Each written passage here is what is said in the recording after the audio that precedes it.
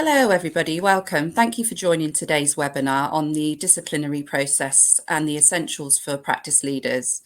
Our goal today is to help you understand how to handle workplace issues fairly, consistently and legally. So I'm going to take you through that today. So hopefully I've spoken to some of you on the phone before. So my name's Roxy Gibson. I'm the iteam HR manager. So whether you're a principal owner, a practice manager, or a team leader, this session will give you practical tools and insights. So this is the agenda for today. So we're going to go through when a disciplinary is not appropriate, what is a grievance, the disciplinary procedure, handling disciplinaries, potential disciplinary outcomes.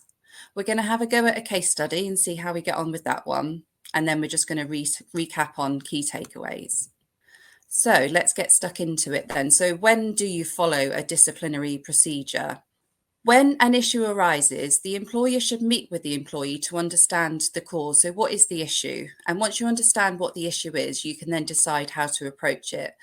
Typically, when you're presented with an issue, it would fall into one of two categories. So usually a disciplinary or a grievance matter, but there is a third category just to confuse things even more, which we'll also cover.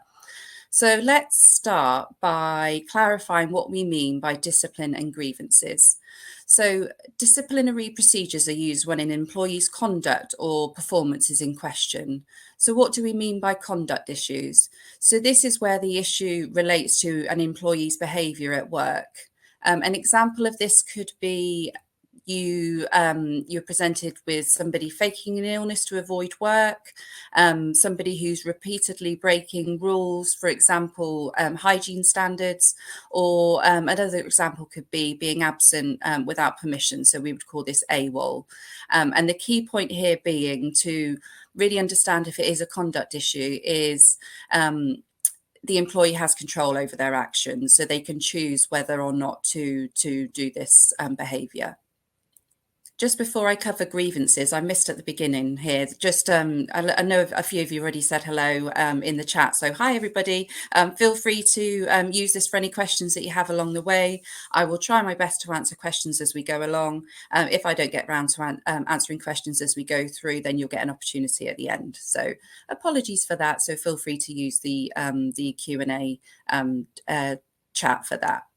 So just going back to then, so grievances. So you may get presented with an issue that isn't actually related to somebody's conduct, and you actually decide that it's a grievance. So how would you decide that it's a grievance that you need to investigate? So a grievance is a complaint made by an employee to their employer, which requires the employer to take further action.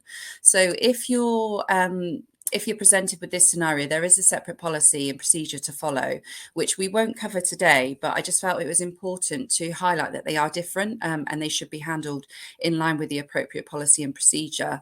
What we find sometimes is that people will just assume that grievances should be captured under the disciplinary procedure and policy, and that isn't the case. So it's important that you, once you've identified that it's a grievance, it's a complaint that you need to deal with, and it's then dealt with under the grievance procedure.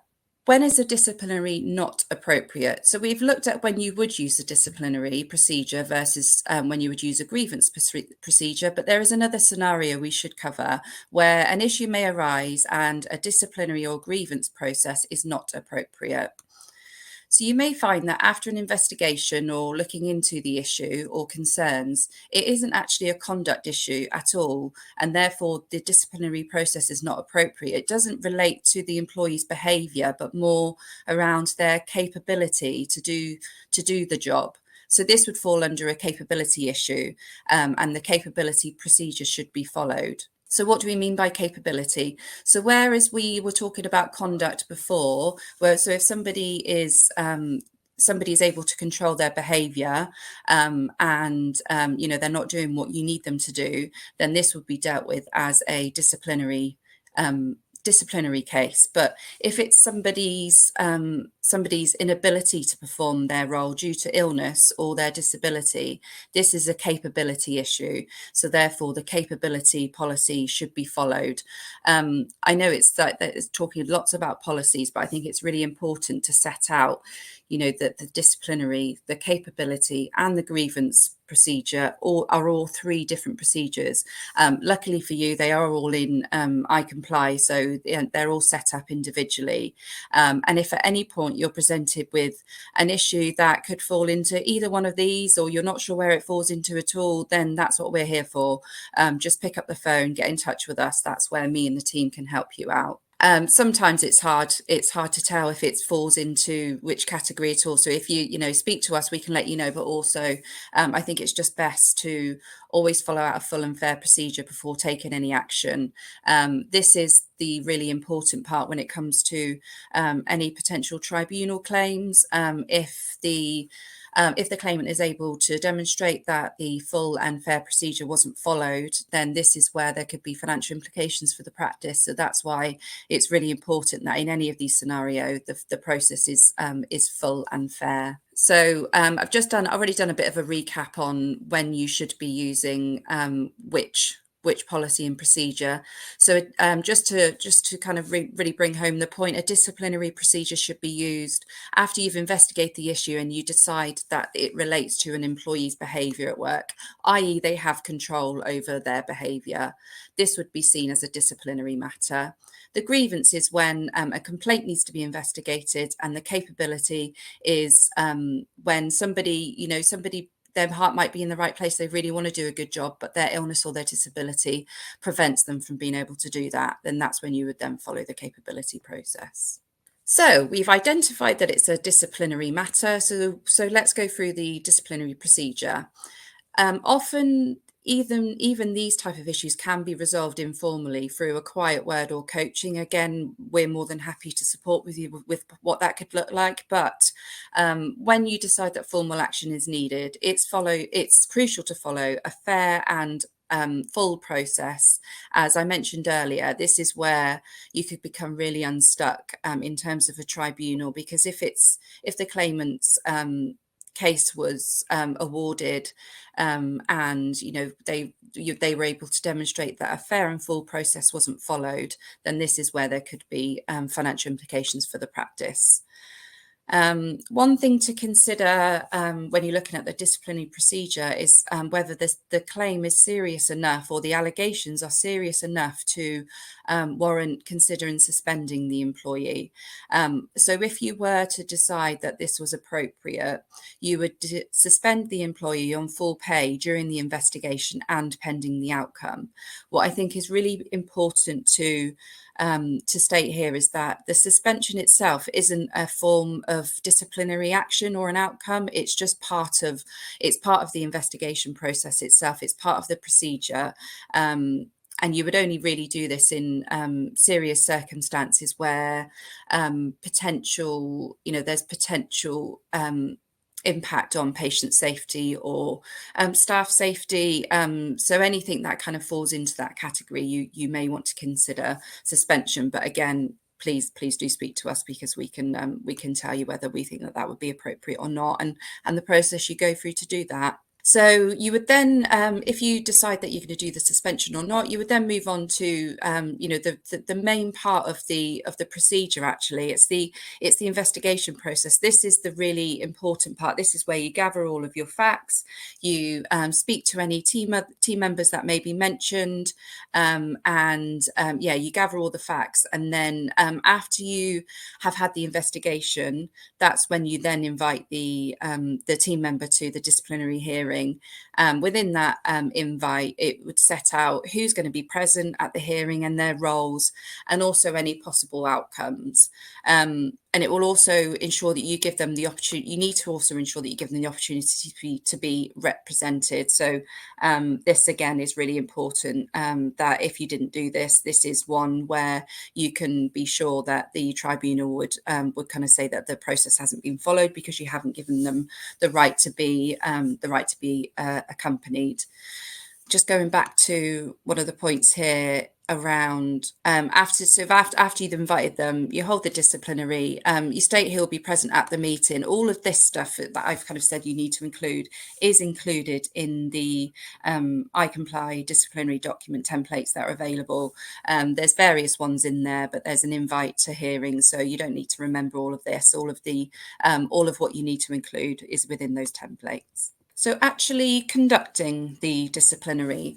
So there will be a disciplinary hearing panel, and at the start of the meeting, you would need to state who is present at the meeting and their roles. So this would typically be the hearing manager, a note taker, the employee themselves, and any representatives if the employee appoints one. You would then present the misconduct concerns or allegations, and then you allow the employee to state their case and respond. So really important that, not only do you put the evidence or allegations to them, you allow them to kind of have their point on it, give their say on it, any factors that would play into why this particular behaviour or incident happened. You would then make sure you go through all the evidence, making notes of the responses, and really important to ensure that you don't prejudge any outcomes. What can happen quite often, you'll find, is that new evidence will come to light. So this will mean that you do have to adjourn, and you may need to go back to your investigation stage at that point, because they may mention that somebody has witnessed this and that wasn't captured as part of the original investigation. So you may need to go back and do some more investigations, and then reconvene at a later date once you've then concluded that investigation.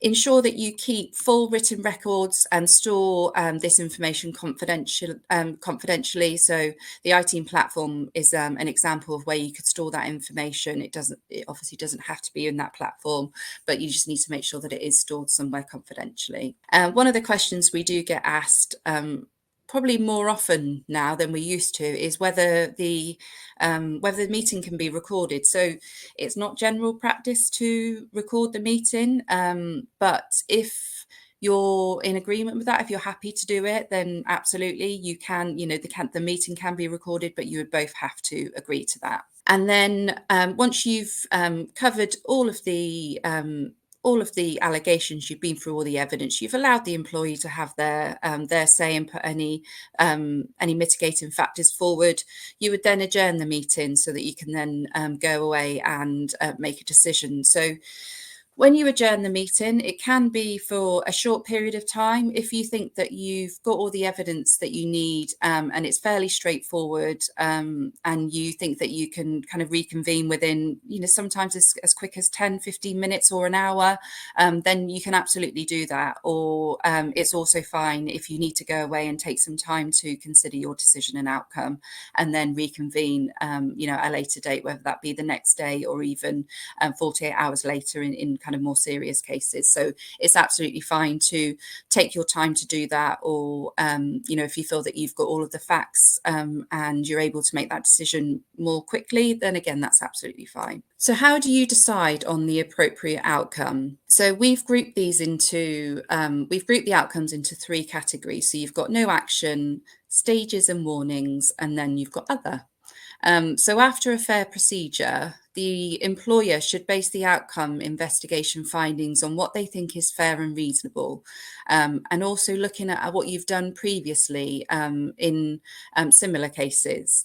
The disciplinary policy in I comply sets out all of the disciplinary outcomes. So again, you don't need to remember all of these, but we'll just go through what could be some of the disciplinary outcomes. So the first one being no action. So if after the investigation and the hearing, you decide as the hearing manager that actually there was no misconduct or performance issues to be found, you can then reassure the employee and others involved in the process that that there's no further action, and that is the end of the matter. You would still keep a record of the process that you've been through. You would still just keep that record on file. Then we move on to stages and warnings. So there's various levels within the stages and warnings. So you could decide that actually there was misconduct, and therefore you want to you want to give somebody an informal warning because you think it's a minor issue. So in this scenario, you would often it's usually a verbal warning, but you would still record it confidentially in the employee's file. So this would be, you would give an informal warning for somebody when you would deem that as a minor issue. You may actually then decide for confirmed misconduct or poor performance that actually warrants a written warning. So again, there are two stages to this. You would have stage one, which is your first written warning. And then you could go straight to stage two if the issues were serious enough. Stage two would be a final written warning. Again, all of these are set out within the procedure, so you don't need to remember them. Don't worry if you kind of forget which one's which or which one should be used in which scenario, because again, we can help with that if the policy or procedure doesn't cover that for you. If you decide that a written warning is appropriate, whether that be the first written or final written, you must include within that letter, in the outcome letter, what the issue was, what the required improvements and time frame to make those improvements are, what are the consequences of not improving.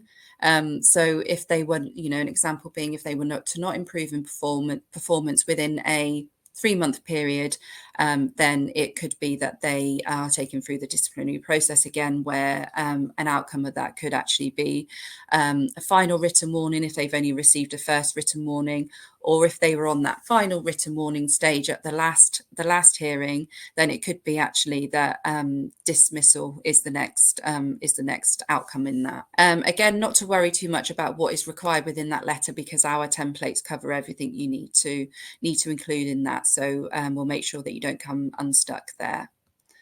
So stage 3 would be dismissal. So we're still in the stages and warnings category here. So the final one would be stage 3 dismissal. So this can occur if you feel that the misconduct is classed as gross misconduct. So this would be your fraud cases, any violence. That's where it would move straight to gross misconduct. As I mentioned previously, if somebody has not improved their performance after having a stage 2 final written warning, then it could be that they're invited to a further disciplinary, and the outcome would be dismissal because they've not been able to improve their performance, and you made them aware that this could be an outcome if their performance didn't improve. Again, there's certain things you need to include within that outcome letter. Reason for dismissal, the end date, notice period. So all of those things, again, within the templates.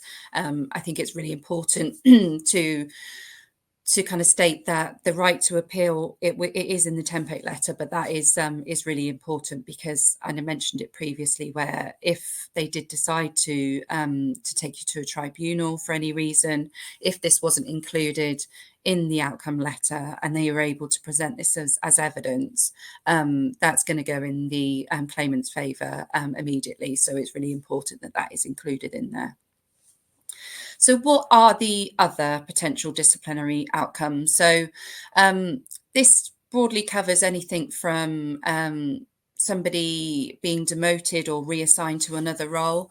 So in order to do this, the contract would have to allow you to do this. So our contracts would allow you to do this. But again, if you're going to go down this route, if you're going to go down this route, we would say get in touch with us, because it's one of the more trickier ones, and you need to make sure that contractually you are able to do that, and we would make sure that you are able to do that. So one of the other options out of a disciplinary could be that you decide to demote somebody because maybe they've taken on a new role and actually it's not for them, they're not able to perform in that role, or you reassign them to a different role because you feel that would be more suited for them. So if you feel that is a potential outcome, then please get in touch with us and we can help you navigate through that scenario. Okay, so after the disciplinary, you then need to communicate the outcome. So when you communicate the outcome, you need to inform the employee promptly and in writing. So usually when you're heading into the outcome hearing, or sorry, the outcome meeting, you know what the outcome's going to be. We would advise that you take that the letter already prepared with you to give it to that person there, so that it is done promptly, and you're doing it there and then, and you state to them that if there's no improvement made, that the procedure will be repeated until improvement occurs, or if dismissal becomes the only fair option. So you would keep going through that process until hopefully the person improves, or if they don't, then you get to the final stage of the disciplinary procedure, which would be the dismissal. I've mentioned it quite a few times already, but right to appeal. So I'll mention it again because it's a statutory right, and it's one of those where you could be penalised if you didn't offer it. So the employee can appeal if they felt that the outcome was too severe, so the disciplinary outcome that you decided upon was too severe, or if they felt that the procedure was flawed or unfair. So we're going to try a case study. I'm now looking for engagement and participation from the audience, please. Otherwise, it's just going to fall flat. But we'll give it a go. We'll see how we get on. So, based on what we've just learned through the slides that we've been through, I'm just going to talk through a case study, and then we're going to have a little look at what we think we would do in this scenario. So we have a case study. You've been told by one of your employees that the dental nurse slash receptionist has been leaving early on a Friday afternoon. Before I go any further, this is completely made up. And even if it sounds familiar to anybody, it's made up. She is meant to work until 5 p.m. Everyone else leaves at 3 p.m. on a Friday. The employee reports that she has been seen leaving at 4:30 p.m. on a number of occasions. You check the alarm access log, and it does show the employee leaving the building early. What action do you need to take? So I think to try and get a conversation started, what evidence do you think we need to consider? So based on the fact that an employee's come up and told us that somebody is not working till the hours that they're supposed to be working, you've seen on the camera log or the alarm log that is the case. So what action do you think you need to take? What evidence do you think you need to gather? I'll give it a moment. If we don't start getting some answers through, an initial verbal discussion, Charlotte. Yeah, great. Yep. Continue to keep the alarm log, Nicola. Yep, brilliant. An informal chat. Need to do an investigation. Serena. Yeah, great. That's brilliant. Yeah, speak to her first. Informal meeting initially. That's brilliant. Yeah, so that's really good. I think what is really important is you just need to understand you could, Nicola, that's a good point. Yeah, going into the practice at the time that they're supposed to be there, and see for yourself that they're not there, and then you can know you've actually seen for yourself that isn't the case. So I've just asked on here, so are the allegations serious enough to warrant a suspension? Potentially. If you felt that the safety of patients or any other team members were at risk due to her actions, you would only know yourself whether that would be the case. Are they putting patients or anybody else at risk there? Is it potentially, this could be seen as a fraudulent situation in that they are claiming pay hours until 5 p.m. So that is technically fraud. So, that could be a potential for suspension. But again, talk to us if you ever had anything like that. A lot of you said it. You would investigate the allegations, interview all the team members and anyone else named that you feel is relevant. Pull and keep the alarm access log records. You would then conduct the hearing, consider and deliver the outcome. And then the penalty in this case would be dependent on the evidence from the investigation, really. So if you did feel that the evidence strongly supports the allegations, then you may consider gross misconduct. Because actually, how long has this person been doing that for? How long have they been claiming that they're working until 5 p.m. and getting paid until that time, but actually not? So that is fraudulent. actions there. So that could be a dismissal, it could be gross misconduct, but you could, I would also be open to a discussion around why you didn't want to consider a gross misconduct and dismissal in this scenario. There may be mitigating factors. So you really need to understand that, because yes, definitely check the employee understands their hours of work. And I think one thing that I always try to understand during these investigations is why. Is there actually a legitimate reason as to why that person's needing to leave early? Do they have childcare challenges that they need to leave to pick their child up? Could you consider flexible working? Do they have a disability or an illness that requires them to attend regular medical appointments? Is there any reasonable adjustments that you need to consider? So it's not always black and white that, this person's leaving early, I can't believe that it's fraud. There's usually a reason behind it. So it's really good to try and understand why that is before you take any action. And that's why it's really important to not prejudge any outcome.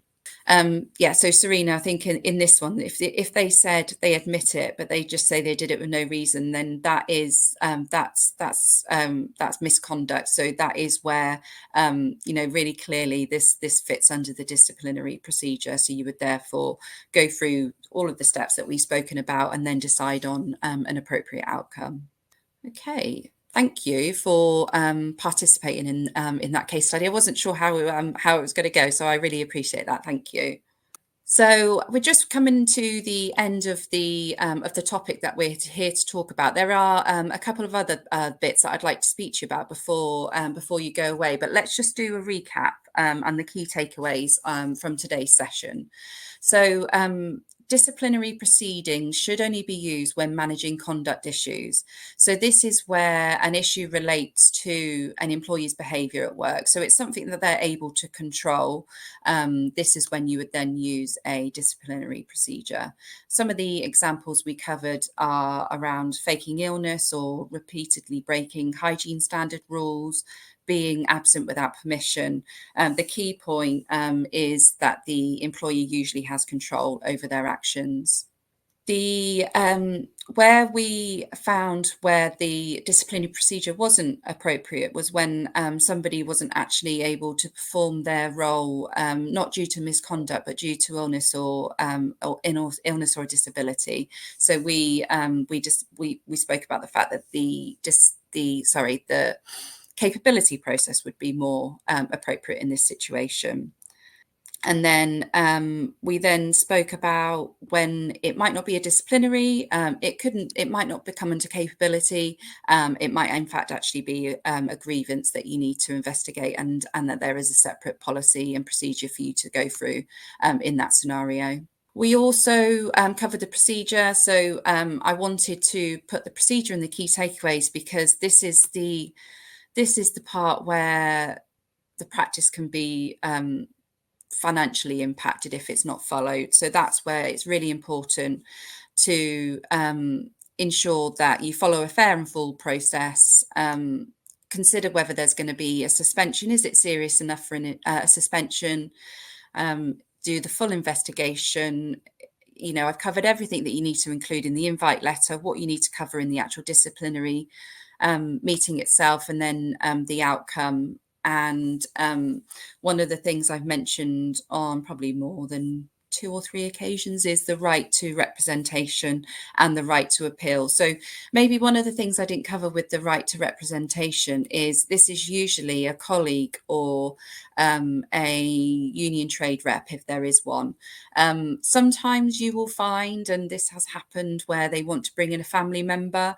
You can refuse if you felt that this wasn't appropriate, and you felt that there was somebody, a work colleague, that they could put forward instead, or they did have a trade union rep. But what you would need to consider, and some of the things that we've seen out of the case law and actual cases that have come out of tribunals, is where a team member has asked to have a relative with them during the process, and that's been declined. But actually, they did have a disability, and the employer should have made reasonable adjustments. So it's always to think about, is it just going to be easier for yourself and for them if you did allow them to have that representative there? They are not there to speak on their behalf. They are just there for their support and to make sure that they feel that they're understanding everything that's put to them. So sorry, just picking up on your second question there, Serena. What happens if they say they had to leave early due to their mental health? So this is where you would need to, again, you'd need to speak to that person to find out, the extent of the challenges that they're facing with their mental health. How is it impacting on their ability to do their role? If it is, this is when you then actually move down into the capability route. So this is where this isn't somebody's behaviour that's stopping them from performing their role. It's their illness or disability. So this would take you down the capability route. So before we move on to answer any questions that I might have missed, or you'll get the opportunity to ask any more, I wanted to take this opportunity to showcase and highlight the iteam benefits. So hopefully a lot of you are on the call, I know from names already benefit from this because you are IT members. But if you're not an IT member, it's just a bit of a recap on what support you can get through the team. So not only can we help you navigate the challenging world of employment law legislations, like the up and coming employment law agenda that Labour is proposing, you'll be hearing a lot more from me and the team on all of these things and how they're going to impact you as and when we start to get more information from the consultations that are currently happening. So we can help you with all of that because trust me, there's going to be a lot of change, but we can help you through that. The team, they're fantastic. They're all experienced. They're dental specific HR advisors. They really know their stuff. We have feedback to say that it's an invaluable service, and there's so much that we can do in terms of staff handbook creation. We do annual reviews.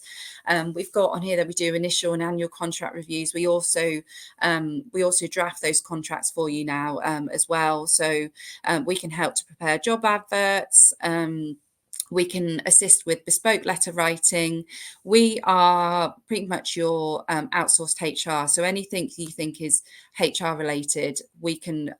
The team will be able to help you with that. Just get in touch with us. If you don't have iteam support already, then there was a pop-up that you can find out some more information about that on. So feel free to get in touch with us about that. I'm also going to take the opportunity to talk to you about some new features of iteam.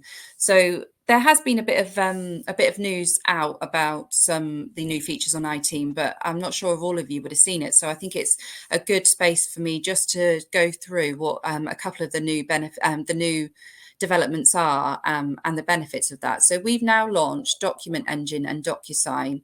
So the benefits of this feature means that there's faster document creation with zero manual entry, which allows you to save valuable time by generating documents that autofill with up-to-date info that's already in iteam. So you may have using iteam team member details, you can create documents and it would pull it all across for you. So no more copy and pasting, data entry, data errors. You can control and reduce your compliance risks because you have there's a field for sensitive and confidential document settings, so you can ensure that only authorized members of the team access these crucial documents and forms.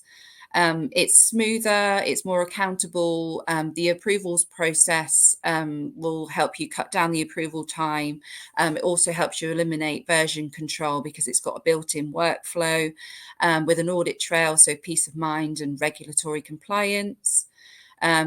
It produces instant professional document delivery, and there's no more printing or chasing signatures. It's all approved straight through the DocuSign process, and it can help to speed up the digital signing process by days. So it also helps with onboarding new starters. So you can turn signed contracts into active team profiles. So once you've got that signed contract back from the person who's due to start, because obviously you'll be doing this all before they are due to start, this would then make them a profile in iteam, and it just moves across. So it's kind of next level in terms of doing all of that for you. We've also been able to integrate dentally as well. So one of the benefits of this is that it only builds you would only need to use Rota for your employees, because using dentally integration, practice managers will never have to build schedules for clinicians again, because the iteam Rota will flag where nurses are needed, and all you need to do is follow the flags. But the one-time setup and continuous sync practices, the one-time setup and continuous sync allows practices to link dentally with a simple API key. So once you've put that API key in once, you wouldn't have to do it again. It's then on auto sync, and the clinicians schedules sync every night, so there would be no manual updating needed, and it's a single source of truth. So it would pull all of that information through. It would help you to avoid rota gaps, as clinicians are scheduled 12 weeks out, and this is all put into iTeam. And even if you haven't got your locums in iTeam, which is very common, it allows you to give support for locums too, because clinicians who are not registered in iTeam can be synced as locum shifts. So it ensures coverage is accounted for and rotas reflect the real world staffing picture. So Amanda, you won't be able to see it yet, so you're ahead of me. But what I was going to say is, if you want to know more about any of the latest iTeam features and how to switch them on, then please let us know. So what I'll do, I think there's lots of you that are interested in Dentally and DocuSign when it goes live. When did it go live? So so the function is there now. So I will.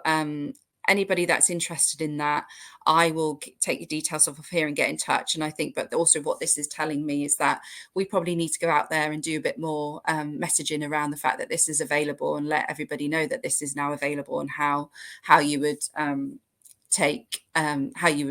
benefit from this and take the opportunity to use it. So please leave that with me, and we will get in touch with you to let you know how you would go about getting this on for yourselves in iTeam. Or if you don't have iTeam and you like the sound of these new features or any of the other things that we can support with, then please just get in touch with us on that email address that you can see on the slide. So I've mentioned before that all of these policies that I've covered today for the grievance, disciplinary and capability, all is in iComply. There are document codes for all of these, but you can find them just by searching under keywords as well. So there's the process, the procedures are there, and also the template letters as well. But I think the kind of the last message I would say for this whole for the whole disciplinary process, and what we've covered today, is just remember fair, transparent processes protect both you, the employer, and the employees. So I'm just going to take us on to questions. So this brings us to the end of the webinar today. I am just going to check to see if there's any questions that I haven't answered, and also just give you a few moments just to answer any questions that you have. So whilst I'm looking through to see if there's any questions I've missed, please pop any in the chat, and then before you all kind of sign off from here, we'll answer any outstanding questions, and then we will formally wrap up. So let me just double check that there aren't any questions I've missed, and allow you to pop any more on. Okay, yeah, no problem. Samantha, Nicola, Amanda, I've got your requests here about DocuSign and Dentally, so I'll follow up on that. Eric, is the presentation available to view later online? Yes, it will be on a recording, so we'll contact you about how you would access that. Tanya, You've previously had iteam, but you told you couldn't write contracts. So this was something that was removed as a service, has now been reintroduced. So if that, so that's something that the team will fully do for you for all new team members. So if this is something that you want to have a chat with us about, please let us know, and we can get in touch with you just to go through exactly what it is that is offered in the iteam service in its current proposition. Okay, so Tony has just kindly let me know that we've got some questions in the Q&A tab. So I'm just going to go in there and have a look. So Luann has asked, how much notice would you give for a disciplinary meeting? Is 24 hours okay? Yeah, it's appropriate to, to what you feel is appropriate for that situation. So 24 hours is fine. We would usually say 24 hours is a minimum. Any less than that, you kind of don't want to do same day. So yeah, 24 hours is absolutely fine. Joanna, what about staff inform you 15 minutes before they should start work they're not coming in because of sickness? If that happens very often, then you would need to understand the root cause for the absence here. So is there a theme to it? Are you finding that it's every Monday morning that after they've maybe had a good weekend that they're not coming into work and they're letting you know at short notice? Is there a theme occurring? Is there a trend? Or actually, is it to do with a particular illness? Is that particular illness covered by, under the, is it classed as a disability? I think we would probably want to know a little bit more about that situation in particular, Joanna, to be able to help you. So if you're happy for us to get in touch with you following this, then we can, and just try and help you with your specific situation there. So Eric has asked, what happens if you get several staff members ganging up and misrepresenting situations?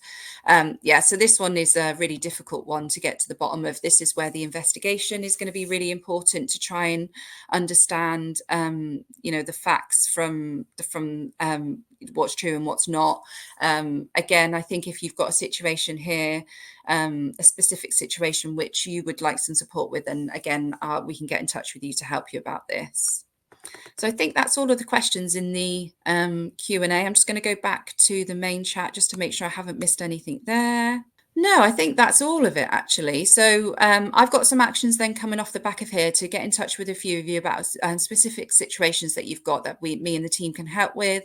Also the Dentally and DocuSign, how we get that up and running for those of you that have expressed interest, and maybe get the message out there for other practices so they can try and feel the benefits of that too.